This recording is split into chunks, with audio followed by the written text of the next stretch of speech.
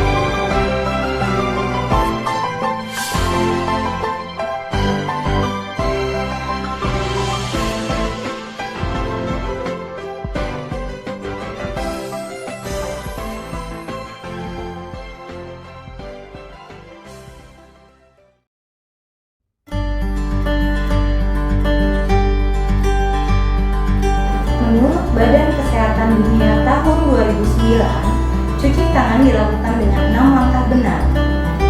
Yang perlu diperhatikan saat mencuci tangan, pastikan Anda tidak memakai perhiasan seperti gelang, arloji, dan cincin. 6 langkah mencuci tangan dengan menggunakan sabun. Langkah pertama, basahi kedua telapak tangan memakai air yang mengalir. Ambil sabun, kemudian usap dan gosok kedua telapak tangan secara lembut. Tujuannya adalah membersihkan telapak tangan bagian depan. Langkah kedua, usap dan gosok bagian punggung tangan secara bergantian. Tujuannya adalah membersihkan telapak bagian atas. Langkah ketiga, gosok sela-sela jari. Tujuannya adalah membersihkan sela-sela jari bagian dalam. Langkah keempat, lakukan gerakan mengunci. Tujuannya untuk membersihkan ruas-ruas jari. Langkah kelima, gosok dan putar ibu jari secara bergantian.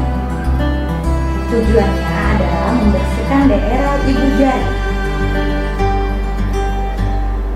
Langkah yang keenam dilakukan, letakkan ujung jari ke telapak tangan, kemudian gosok perlahan-lahan, lakukan sebaliknya.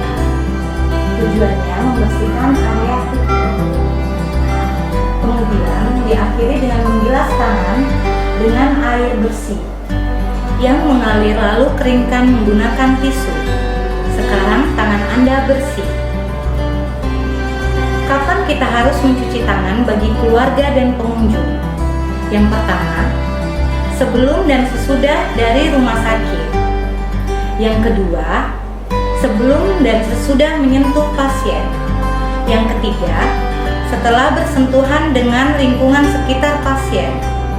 Yang keempat, setelah dari kamar mandi. Yang kelima, sebelum dan sesudah makan. Kapan kita harus mencuci tangan bagi tenaga kesehatan? Yang pertama, sebelum kontak dengan pasien. Yang kedua, sebelum melakukan tindakan aseptik. Yang ketiga, setelah terkena cairan tubuh pasien. Yang keempat, setelah kontak dengan pasien. Dan yang kelima, setelah kontak dengan lingkungan pasien. Begitulah cara mencuci tangan menurut Badan Kesehatan Dunia WHO. Terima kasih. Pak Dirut. Gimana? Apa benar Pak, kalau pasien BPJS itu hanya boleh dirawat inap selama 3 hari saja Pak? Wah, itu perlu diluruskan karena menurut aturan dan kebijakan dari BPJS Kesehatan tidak ada dibatasi perawatan hanya 3 hari. Jadi tergantung kepada dokter yang bertanggung jawab merawat ya. Kalau sudah layak atau terkendali penyakitnya, nah itu baru boleh dipulangkan. Terus terkait dengan isu beberapa penyakit yang tidak ditanggung oleh BPJS, bagaimana tanggapannya Pak? Nah, BPJS itu ya asal sesuai dengan indikasi medis dan juga prosedurnya, maka apapun penyakitnya BPJS akan membayari. Terus Pak, jika di lapangan nih Pak masih terjadi hal seperti itu, pasien bisa lapor ke siapa sih Pak? Oh, kalau gitu gampang ya, tolong hubungi kami. Pusing banget, dingin banget, udah 3 hari demam nih. Masih belum sembuh juga, Dek. Iya, pucat banget, Be. Yaudah kita berobat yuk. Kan kita punya BPJS. Maunya sih gitu Kak, tapi takut dirawat. Soalnya dengar-dengar kata orang kalau peserta BPJS itu belum 3 hari dirawat udah disuruh pulang. Nah iya, di grup bapak-bapak kompleks juga ada bahas itu juga loh. Ini nih yang bikin hara huru. Huru hara. Nah itu maksudnya. B, D, pasien itu boleh pulang kalau udah diizinin sama dokter penanggung jawabnya atas indikasi medis. Jadi nggak ada aturan manapun yang bilang kalau peserta itu atau pasien itu dipulangkan di hari kedua, di hari ketiga rawat. Nggak ada tuh. Pasien boleh pulang kalau dia udah sembuh sesuai dengan indikasi medis dari dokter penanggung jawabnya. Beneran Kak, tapi kalau aku belum ngerasa enak udah disuruh pulang gimana? Nah itu kita perlu komunikasi sama dokternya. Kita bisa curhat sama dokternya kalau kita masih sakit atau masih kurang enak, biar dokternya bisa memeriksa atau mengecek kondisi pasien pada saat itu. Oh gitu ya, Yong. Gue kira ada aturannya, disuruh pulang kalau udah 3 hari. Wah ini gak bener informasinya nih. Mesti hati-hati kita. Iya Be, nggak bener. Yaudah deh, yuk kita berobat. Dahyon, yang sakit kan adek lu. Kenapa tangan gue yang lu ambil? Lah, Babe kan sakit juga. Itu pucet. Gue belum makan.